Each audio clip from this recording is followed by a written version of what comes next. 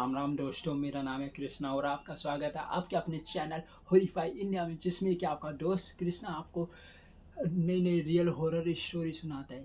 ऐसी एक real horror story है जो कि मेरे फ्रेंड ने मेरे को बताई थी, जिसका नाम है अमन। और जिस बच्चे के साथ हुई है उसका नाम है योग। जैसे कि आप लोगों को पता है, जो भी हमारे जो फैमिली वाले होते हैं, जो भी हमारे परिवार वाले होते हैं, जो भी हमारे दादा परदादा होते हैं, उनके द्वारा जो काम किया गया होता है वो उनके जो भी उनके अच्छे काम होते हैं, पुण्य काम होते हैं, जो भी उनके पुण्य काम हुए, जो भी उनके बुरे काम हुए, वो आने वाली जनरेशन को काफ़ी अफेक्ट करते हैं। इसी से रिलेटेड आज की ये जो स्टोरी है, जो कि मेरा फ्रेंड अमन ने बताई है। अमन अमन जो कि अमन की जो मौसी जी है उसके लड़के के साथ हुआ है ये इंसिडेंस। उसका नाम है युग।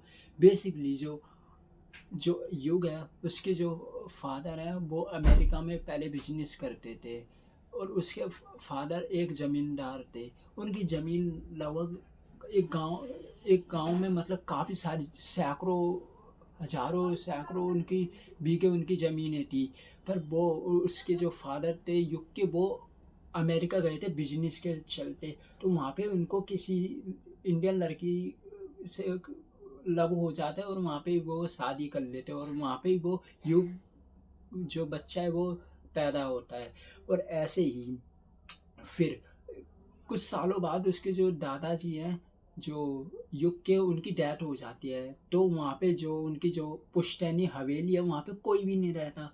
तो उसके चलते जो उसके फादर है युग के, वो अपना सारा बिजनेस लेके वो यहाँ पे उसके गांव में आ जाते हैं, और वहाँ से ही अपना बिजनेस सारा रन कराने की कोशिश करते हैं। उन्होंने सोच लिया था कि मैं अब, क्योंकि मेरे पास तो अभी कुछ है नहीं है, और वहाँ पे भी मेरे पापा जी की सारी ज़मीनें ये सब है वहाँ पे, फिर उसकी रखवाली कौन करेगा। तो मैं अपना सारा बिजनेस अमेरिका से उठा के अपना इंडिया चलता हूँ, वहाँ से अपना सारा देखूँगा।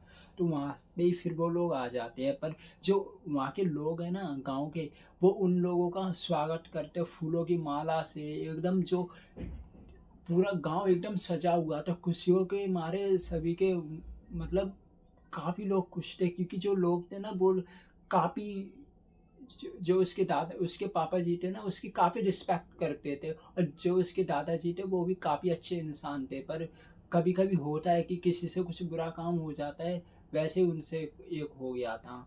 जैसे ही वो अपनी हवेली को उन्होंने साफ किया, वहाँ पे रहने लगे, कुछ दिनों के अंदर ही उनका जो लड़का था ना युग, उसकी तबीयत खराब होने लगी। मतलब जो वो एकदम उसका शरीर नीला पड़ने लगा, उसकी आंखें लाल होने लगी, जो कुछ वो आपस में किसी बरबराने लग गया, और मतलब वो मेंटली धीरे धीरे अनस्टेबल होने लगा। पर जो उसकी फैमिली वाले, पहले तो उन्होंने समझा क्या पता ये अभी क्लाइमेटिक कंडीशन चेंज हुई है ना, उसकी वजह से कुछ ऐसा हो सकता है। तो उन्होंने कुछ दिनों तक उन्होंने कुछ ध्यान नहीं दिया। फिर जब कंडीशन खराब होती गई ना, ऐसा लगा ये तो कुछ और ही मामला है। फिर उन्होंने एक डॉक्टर को बुलाया, पर डॉक्टर ने भी देखा, उसने कहा ऐसा तो मतलब मेरे को तो कुछ समझ में नहीं आ रहा है आखिर इसको हुआ क्या, क्योंकि मतलब इसकी तबीयत भी सही है, पर ये नीला कैसे हो रहा है मेरे को पता नहीं चल रहा।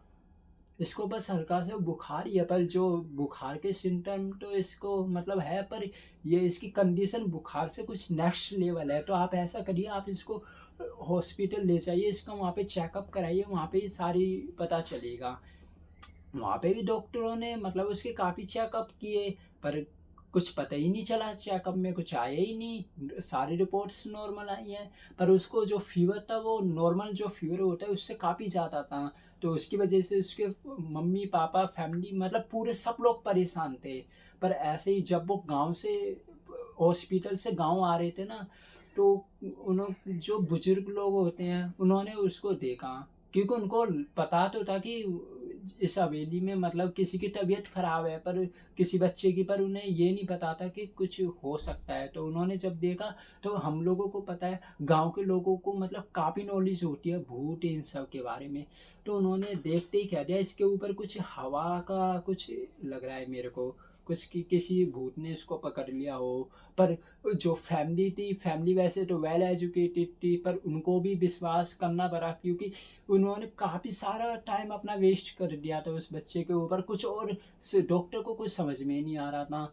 तो जो गांव वाले थे ना, और जो बुजुर्ग आदमी जिन्होंने उनको बताया था, उन्होंने बोला यहाँ से ही जरा सी दूर एक पहाड़ी है, वहाँ पे एक ओझा रहते हैं, आप उनको दिखाइए, वो काफ़ी उनके पास सिद्धियाँ हैं, तो वो आपकी मदद ज़रूर करेंगे। वो सभी की मदद करते हैं। तो जो गांव वाले और जो बच्चे को लेके वो जाने लगे। जो पहाड़ी थी ना, उसमें सीढ़ियाँ सी बनी हुई थी। जैसे ही गांव वाले और उस लड़के ने कदम रखा ना पहला, वैसे ही जो ओझा थे ना वो चिल्लाने लगे, तेरी हिम्मत कैसे हुई यहाँ पे आने की, आखिर तू कैसे फिर वापिस आ गई।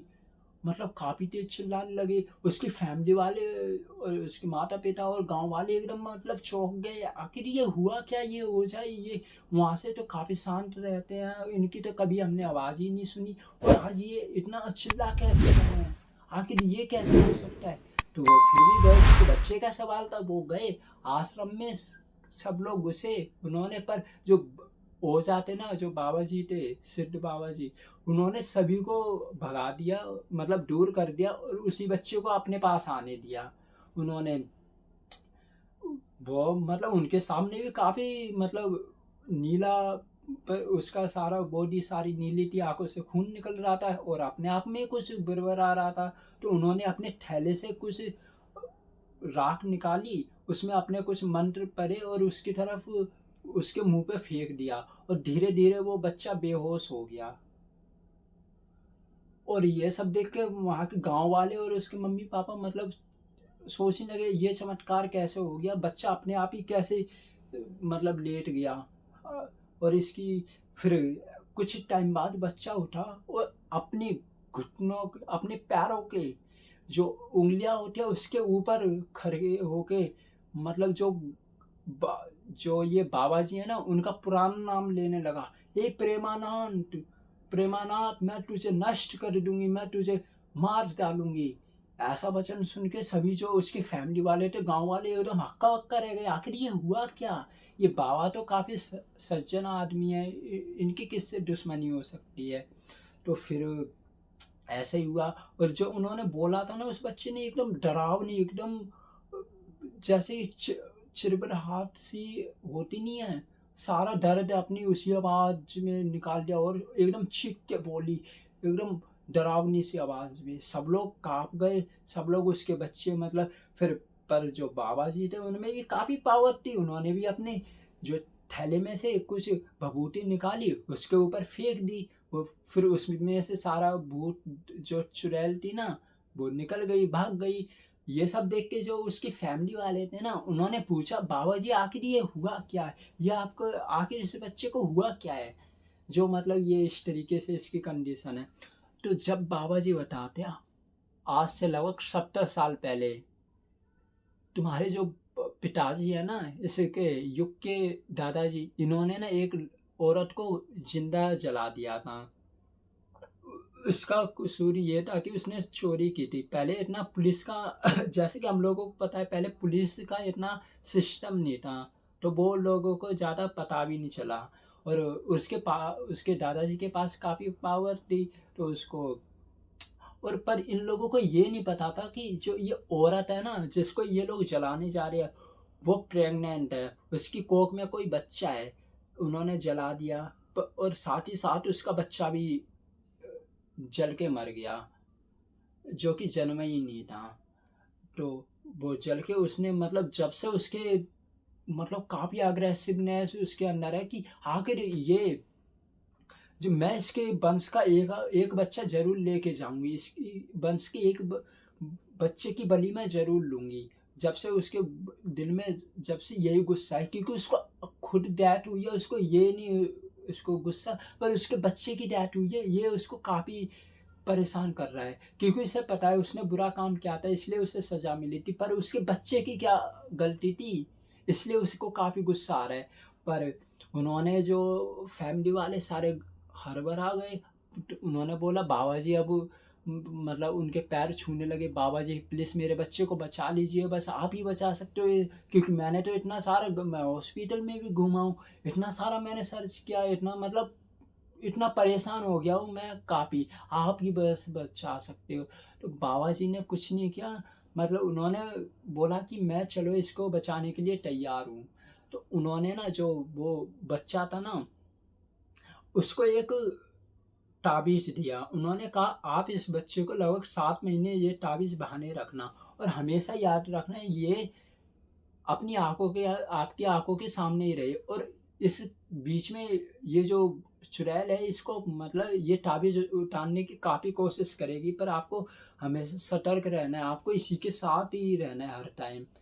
तो ऐसे कर के 7 महीने तो हो गए, अब उसको मतलब कभी-कभी फिर भी बीच में प्रॉब्लम होती है, पर वो मतलब बचा हुआ है। जब भी प्रॉब्लम होती है ना, तो वो बाबा के पास चला जाता है, पर ये जो जो सिचुएशन है वो धीरे-धीरे अब सही होती जा रही है। पहले उसको 6 महीने में ऐसा हुआ, फिर 1 साल में, फिर 2 साल में, अब धीरे-धीरे इसकी इंटेंसिटी पूरी तरीके से कम होती जा रही है। ये थी मेरी स्टोरी जो कि मेरे फ्रेंड ने बताई थी। आपको यदि मेरे द्वारा कोई भी स्टोरी अच्छी लगी, तो आप मेरी स्टोरी को लाइक कर सकते हो, कमेंट कर सकते हो और ऐसी नई रियल हॉरर स्टोरी सुनने के लिए आप अपने मेरे चैनल को सब्सक्राइब भी कर सकते हो। और आपको ऐसा लगे आप मतलब किसी को बचाना भी चाहो और आपको मतलब ये स्टोरी इंटरेस्टिंग लगे, तो आप अपने फ्रेंड्स को भी शेयर कर सकते हो और आप इस स्टोरी से काफ़ी कुछ सीख सकते हो, क्योंकि किसी पे बीता हुआ हमको ऐसे समझ में नहीं आता कहानी सुन के, हमको तो ऐसा लगता है ये तो मजाक है, ये कहाँ ऐसा हो सकता है, पर जब जिस पे होती है उसी को पता चलता है। इसलिए be careful about it. Ram Ram. और मेरे चैनल को कृपया सब्सक्राइब करें। जय सिया राम।